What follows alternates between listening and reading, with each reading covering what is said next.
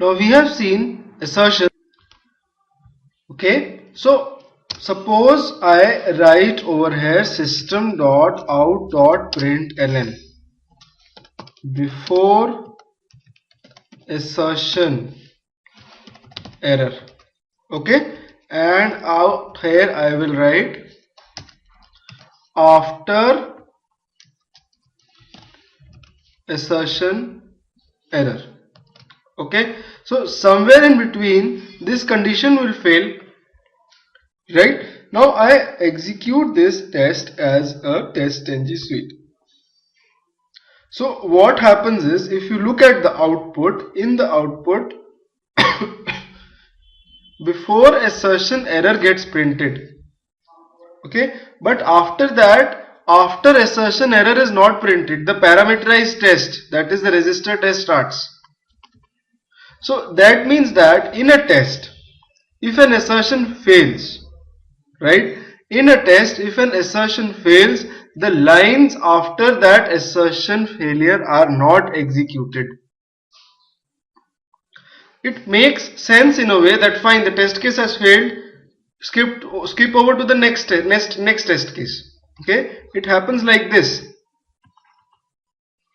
If I have got 3 test cases and this passes, the control goes over to this test case fails in between,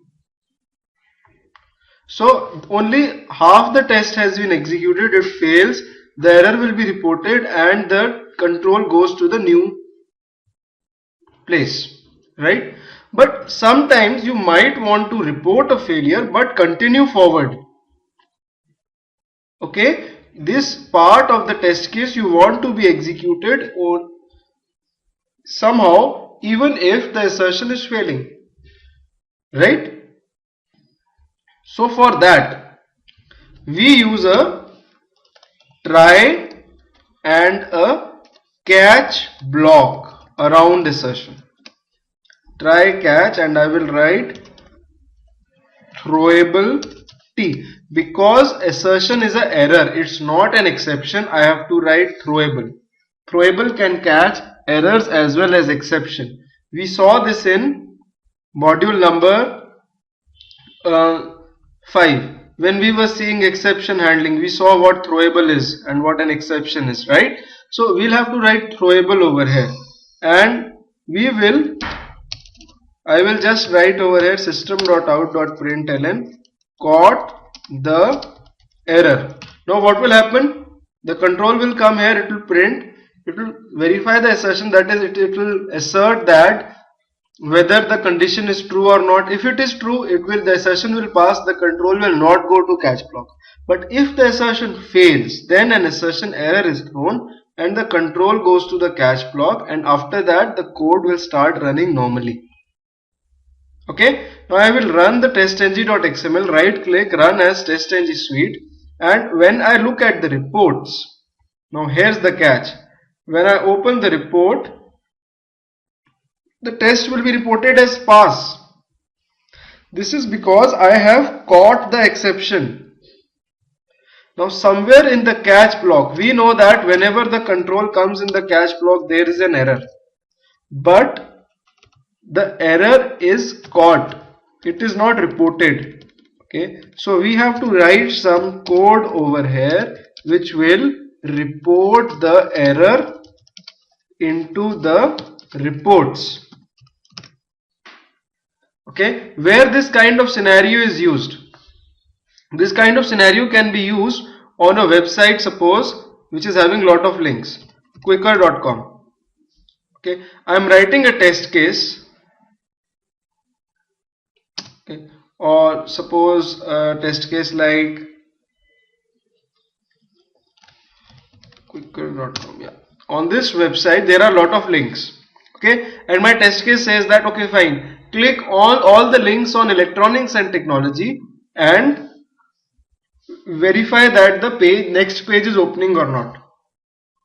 Okay, so you write a for loop which will keep on clicking each and every link using Selenium. We will see how to do that. Selenium will write a you will have to write a for loop which keeps on clicking each and every link. So suppose this link is not working over here, or this link is not working. You don't want the code to stop in between. You want fine that this error should be reported and the links after that should be tested. So if this link is not reported, if this link is not working, then some kind of exception or assertion error will be thrown. The assertion will be failing for this link. So what you have to do is that you have to make sure that whenever you are clicking on the link and you are using assertion after that to verify whether the next page is opening or not, you put the whole code inside a try catch like this, and in the catch block you report the error if the link is not working. Now how do I report the error? We will see later on when we do the framework. This part we will see later on. We have to use something known as listeners for this in Testng. We will be looking at it when we do module number 18. Sorry, when we will be doing module number 20, we will be looking at it in the section of how to generate the reports and XSLT reports and all. We will look into that. Okay. Yeah, over here when we generate the reports and in assertion and reporting error part over here in the framework, we'll have a deeper look into this topic.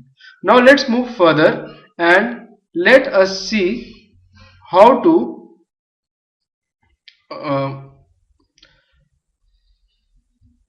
using Testng with Selenium. I've already told you what are the advantages of Testng over JUnit. Yeah, that's what I feel, that Testng somehow when used with Selenium is a better thing because it is simple. The annotations are simpler than JUnit. It is easier to parameterize test cases in Testng. It is easier to run in parallel. Although the Testng reports, if you talk about the reports, then Testng XSLT reports. These are the Testng XSLT reports. In 5 to 10 minutes we will generate them. These look very flashy. You see that it generates a look like this, right? Whereas in JUnit the reports look something like this. They are a little bit less flashy, right? The Testng reports are a little bit more presentable, right? You can easily see how many have the percentage pass, skipped, failed. The look and feel and the layout is also very good. Fine. So now we will look at how to generate these XSLT reports, but before that we'll have to download and configure Ant in our system. Now what is Ant? Ant is something which can help you to run your programs on Linux based systems, or it can also help you to run your program on command prompt. Suppose I want to run this whole suite through command prompt. How will I do it? Till now I have been running it through Eclipse. I need a special tool in command prompt to run it, so that I give some run command over here and my project starts running. So we do it with the help of a tool known as Ant. Ant is a build and compile tool which is made by Apache. You can download it from internet by going to Google and just type download Ant. Okay, you can go to Apache and binary distributions out here and you can download the latest version out here. Yeah, this is the zip file. You can download this zip file. Okay, when you download this zip file in your project, when you download this, wait a minute, let me show you where I have got the zip file. I have the zip file in G drive. Yeah, when I extracted the Apache and zip file, this is the Apache and zip file. I extracted it into this folder. Okay, in this folder, open this folder and copy the path of this folder. Okay, and once you have copied the path of this folder, you right click on the start menu, click on explore, right, and after copying this, you go to your my computer, you click on the properties, and you will get a window like this. In Windows 7 environment, okay, if you are using Windows 7 or Vista, you will get this window when I have the screenshot with me. Yeah, this one. You'll get this kind of window when you click on this advanced link over here. When you go to my computer properties, you will get this kind of window, and when you click on advanced link over here, you get this system properties window. In this system properties window, go to this advanced tab. Right, and similarly out here in my PC as well, I will go to my properties and go to the advanced tab. Once you are in your advanced tab, click on environment variables button. This button will be there in Windows 7 or Vista as well. Now be very careful while using these variables. These are your system variables. Something wrong can happen to your PC if you edit and if you do something wrong. We are going to make a new environment variable here by clicking on this new button and name the variable and underscore home, right, and underscore home in caps lock, right, and give the path of ant. You don't have to install ant in your system, you have to configure ant in your system. Alright, give the path of ant over here. This is the new variable which I just made. Now scroll down and there will be a variable called path. Click on edit. Don't delete it by mistake. Click on edit button and don't change anything in this variable value. Go to the end of this variable value. Be very careful. Go to the end, put a semicolon and paste the path which you copied out here as well. And after pasting it, give a slash and write bin. So basically you have to give the path till and bin folder. That means this folder, bin folder, in the path property. Okay, and click on OK and done. Right, so this configures ant in your system. Now if you go to command prompt and just type ant and hit enter. Okay, so okay, just a minute. If you have to restart your command prompt if it's already opened, right? Just type ant now, and I am getting the error message unable to locate tools.jar. Okay, unable to locate a jar file called tools.jar. So this is a general error which most of you will also get. The solution to this is go to the installation directory of your Java. Go to program files, Java folder. Okay, there will be a folder called JRE, there will be a folder called JDK. Go inside JDK and go inside library of JDK. There will be a file called tools.jar inside the library folder of JDK. You copy this tools.jar, move back and open JRE and go inside the library folder of JRE and paste the tools.jar there. Basically ant looks for tools.jar file in JRE, but it's not available, so you have to copy paste it from JDK. Okay, or you can download it from the internet as well if you don't find it. Fine. Now give the ant command again. Now I get an error message, build file, build.xml does not exist, build failed. So ant is a tool which always looks for a file called build.xml when it is running the programs. If you want to run your project through ant, through command prompt, then you need to use build.xml. Yes. Okay, the question is, why is ant important? As I told you, ant is important to run your programs on servers, Linux based servers, Unix based servers. You cannot have Eclipse over there, right? Similarly, ant is used to run your programs on command prompt. On command prompt I cannot use Eclipse. Okay, so sometimes in companies there is a requirement. Moreover, if you are using JUnit,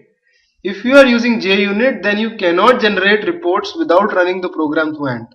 And if you are using Testng and you have to generate these flashy reports, Testng results, these are only generated through Ant. These cannot be generated through Eclipse.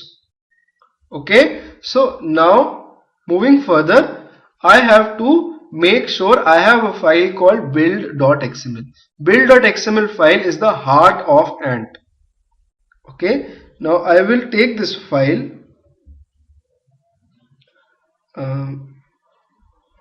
from another project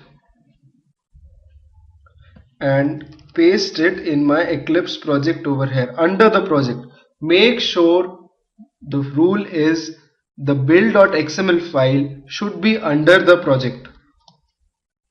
Okay, here is build.xml file which I just pasted in the project.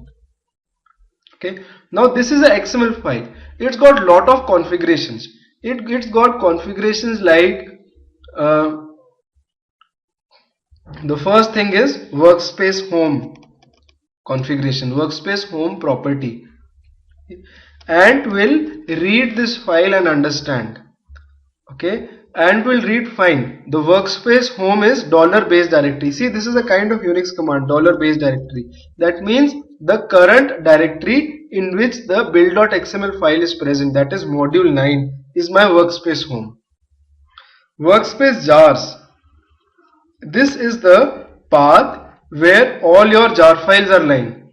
I talked about jar files in module number 7 as well, or 6 as well, what jar files are. These are very important to run your program. So these are the jar files which you will be using in Selenium and all, or RC or WebDriver, right? So you have to put them at one location and give Ant the path of that location. Test.destination, DEST, is something which is having the value as workspace home/build. That means all the class files which you will be making in your program, those class files will be put inside a build folder under the project. What Ant will do, Ant will compile the whole program, okay, and the whole project, and it will put all the class files under this folder. I'll show it to you in some time. I'll show it to you working in some time. Then it will be more clear. Okay, test source means the place where all your Java files are lying. All the Java files are lying under the source directory.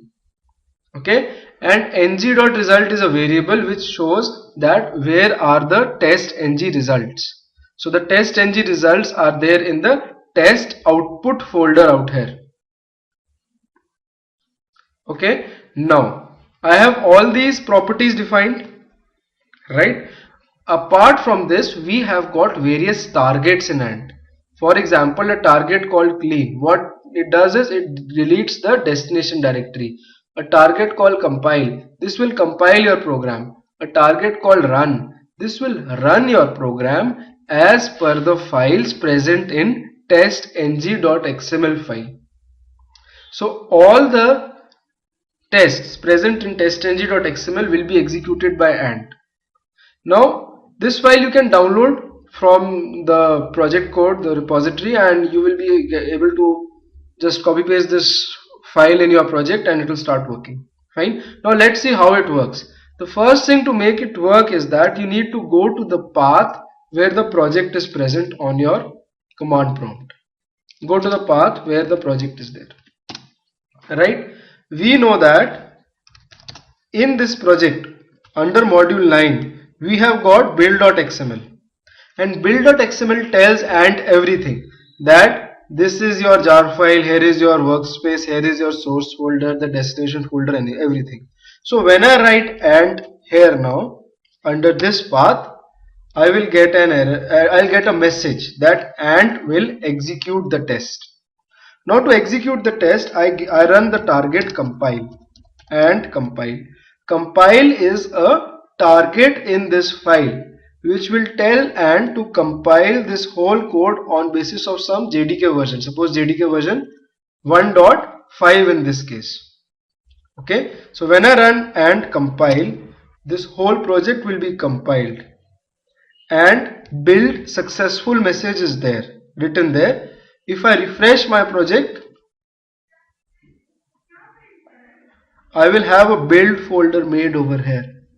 Okay, inside this build folder, I will have all the class files corresponding to Java files. This is generated by Ant. This is the folder which I presented in the test.destination, test property. Okay, now if I give the command and clean, this will delete the build folder. If I refresh my project, this build folder is gone. Again I give the command and compile, and build folder will come back. Now I can give the command and run. This will execute the test or all the tests, and this will execute all the tests present in testng.xml, because in build.xml under the run command I have this I have this testng.xml mentioned out here, okay, in XML file set. So when I give and run, so this will run the whole code. You see, total test run 6, failure 0, skips 0. So it is printing everything. It is also printing the same output. You see that? The same output in the beginning, initializing Selenium, connecting to database, opening browser, everything, parameterize the test cases, everything is getting printed using Ant. Right? So this is the way you work with Ant. Now about the reports. The reports which will be generated till now would be the test output, the normal reports. Now I want to generate Testng XSLT reports, which are special reports and which look very good in UI. Okay, so for generating those reports, in this file I have made a special target called make XSLT reports. Okay, these reports will only be generated if you have some jar files present in your jars folder. There are some jar files such as this saxon.jar or some other jar files which you need to generate these reports. You can download all the 5 to 6 jar files which are required to generate these reports from the link which is there in your account after you log in. Okay, you need to place, I have made a special link over there, download the jar files for making XSLT reports. Okay, now you can download the jar files from there and you can put them in the place where you have mentioned the location of jars. Those jar files are required to generate these reports. And now I have this special target called make XSLT reports. So I will go here and give the command and make XSLT reports. Now these are only generated through Ant. Okay, when I run this, okay, so it is giving me an error that some errors, style sheet C: workspace source XSLT testng results.xsl does not exist. Okay, you will have to make a new package in your source folder to make these reports. The package should be known as XSLT, and inside this, okay, inside this package you have to keep a XSL file, testng results.xsl. Okay, this one. Now you can clean your project again, because I have changed something in source code. If I have changed something in the source code, I have to clean compile the project. Okay, and compile and run. Make sure that you run the project before generating the XSLT reports, otherwise there's no point of generating XSLT reports. Now you give the same target and make XSLT reports. This XSL file is important. You can get this file again from your account. You can download all the code from there, and this is making the XSLT reports. Now if you refresh your project, refresh the project, in this a new folder called XSLT reports has been generated. This is the test output report, which were the primitive Testng reports. These are the XSLT reports. If you open these reports, go to index.html. I'll open index.html in Mozilla browser. See that? Pass percentage 100%, script 0, failed 0. You get everything. When you click on this out here, Yahoo News test, you get details about this test, Yahoo register test, Yahoo mail test. So this is the advantage of XSLT reports. Right? Now there is one more very important topic left after XSLT reports. That is building the bat file to run tests. Bat file is like an exe file. You double click on it and all your test cases start executing inside Testng. You don't have to do anything. You simply have to double click on that file and the test cases will start executing. What I mean to say is that when in the beginning of this tutorial, I showed you a small architecture of the framework, right? Let me open that again.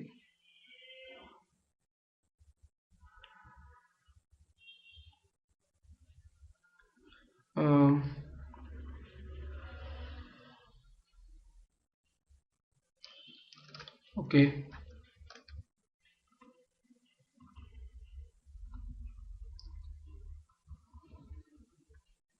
Yeah, this was the one. I showed you that in the framework there are some Excel files and all, and there are test reports, scripts are there. Now what we do generally is that we do the modifications in the Excel file, and without opening Eclipse, without opening the command prompt, we have an exe file on which you double click and the Testng will start executing the tests as per the modifications done in the Excel file. So you don't have to do anything, and the reports will also be generated automatically, logs will also be generated, everything will happen. Okay, so how do you make that bat file? It is very easy. You open your command prompt, okay, and what do you do to run programs through AND? First you give the path where your project is lying, right? My project is lying under module 9, this path. So I give the command on command prompt cd this path. So I will open a notepad and I will note down this command. This is the first command, right?